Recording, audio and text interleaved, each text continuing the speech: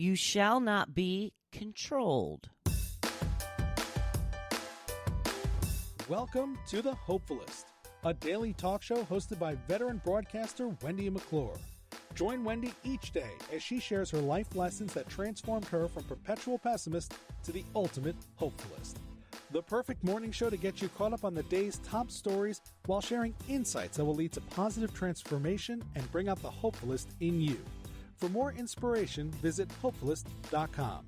And now, here's your host and hopefulist, Wendy McClure. Hello, surprise again. Here I am from a vacation world. I hope I'm having a good vacation. It's actually the day before my vacation starts. Wanted to just sprinkle in a little here and there of some daily inspiration and positivity because I hope you look forward to it. And I want to remind you that I'm still here. I'm coming back. And as I mentioned earlier this week, I so enjoyed going over some passages from the book You Are a Badass by Jen Sincero. I'm doing the same this week since I'm pre-recording of the book Untamed by Glennon Doyle. And today I'm going to be combining a couple of different passages. And it's kind of about how women have been controlled for most of our lifetimes. I think we're starting to rise up and come out of that a bit, but I thought these were a couple of very interesting passages from the book. Glennon says, I burned the memo that defined selflessness as the pinnacle of womanhood. But first I forgave myself for believing that lie for so long. I had abandoned myself out of love. They'd convinced me that the best way for a woman to love her partner, family, and community was to lose herself in service to them. In my desire to be of service, I did myself and the world a great disservice. I've seen what happens out in the world and inside our relationships when women stay numb, obedient, quiet, and small.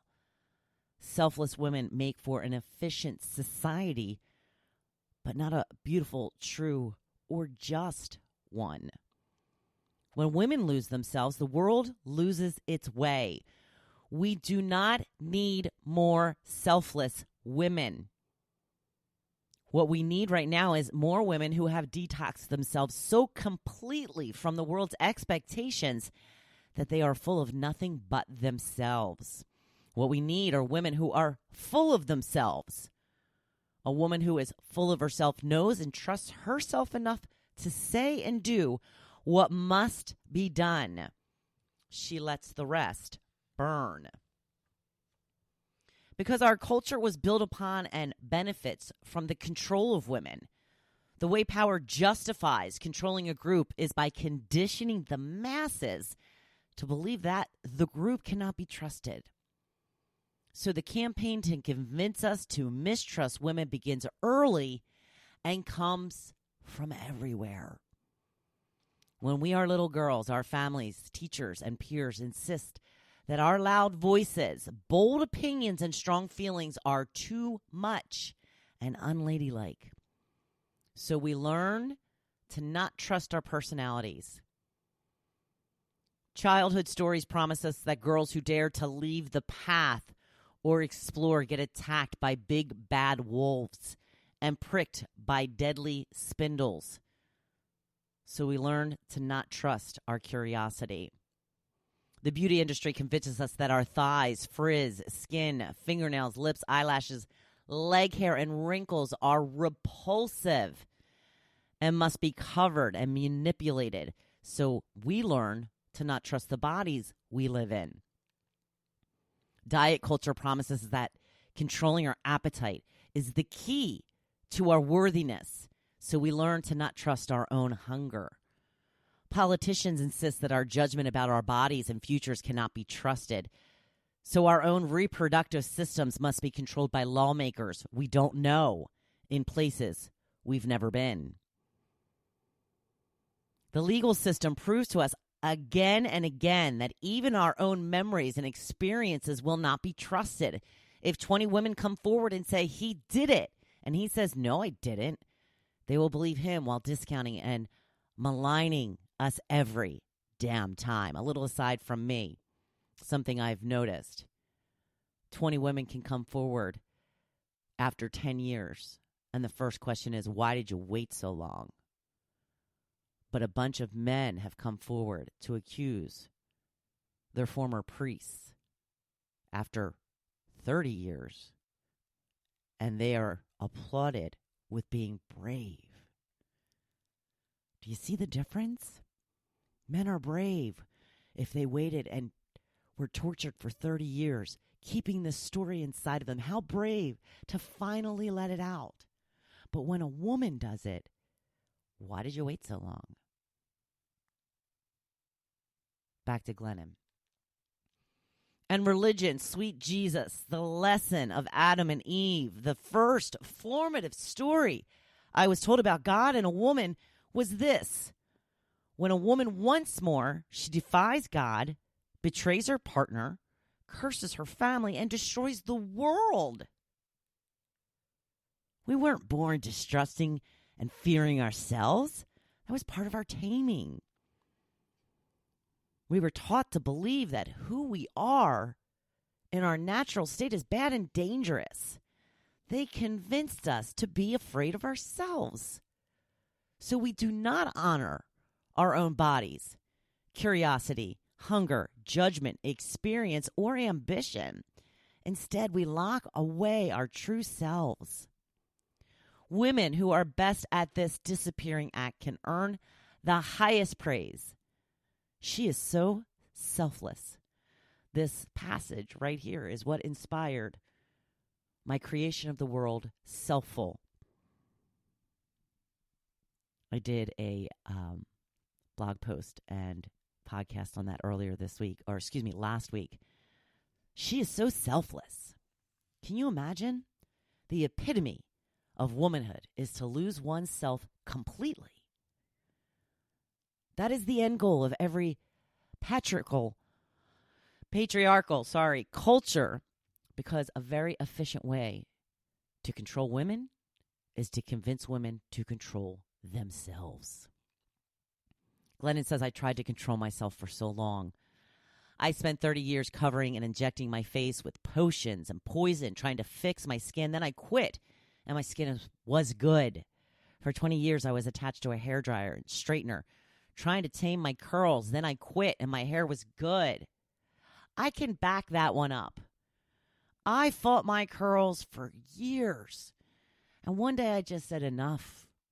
They want to be curly. And my hair is good. Glennon says, I binged and purged and dieted for decades trying to control my body. When I quit, my body became what it was always meant to become.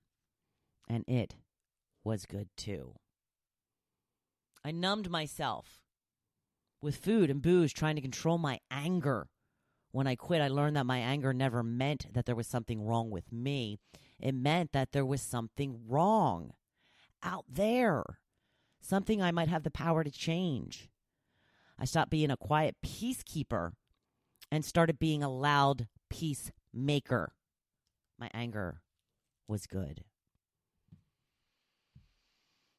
Yeah, I love this book. If you happen to get a chance, pick up Untamed. I believe I initially took it out from the library. So you don't even have to pay for it. Take it out from the library, read it. But you know how I am with my self-help books, with my personal growth books. And I'm holding it up to the microphone as if you can see it. I like to get a hard copy. I have my Post-it flags all over. I have pen scribbled all throughout it, highlighting sections and starting and stopping sections. And you gotta use those self-help books. And I'm going to continue to call them self-help books. I go back and forth. But I use my self-help book. It's like my spiritual guides, these books are. In fact, I planned on taking my Girl Stop Apologizing book on vacation with me to reread because my goals have gone a little off course this summer. I've been doing the bare minimum. Been doing a blog post every day. Been doing a podcast every day. I'm getting in the necessities. I'm getting it in. Not really growing. Not really getting new listeners. Did that speech this summer. That was awesome. If COVID restrictions are ever lifted, I may be able to do some more speeches. But I'm kind of stuck right now. Not really moving forward. Maybe moving a little backward. So time to reassess and readjust and to get a new plan in place to forge ahead for the rest of fall, ready to tackle it all. Hey, I'm a poet.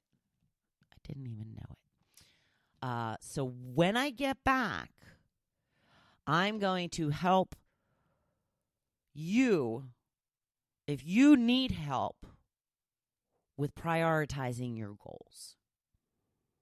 I'm going to be spending a lot of time reading about this, coming up with a plan of my own, and helping to describe to you the best ways that these plans have worked for me in order to help you move forward. I hope you're having a fantastic week. I hope I'm having a fantastic week. Keep on doing what you do. Get on out there. Do your thing. Do not hide. Lift your voices loud and be a badass. I'm always here cheering you on. Thank you for listening to The Hopefulist, hosted by Wendy McClure. For more inspiration, please visit hopefulist.com.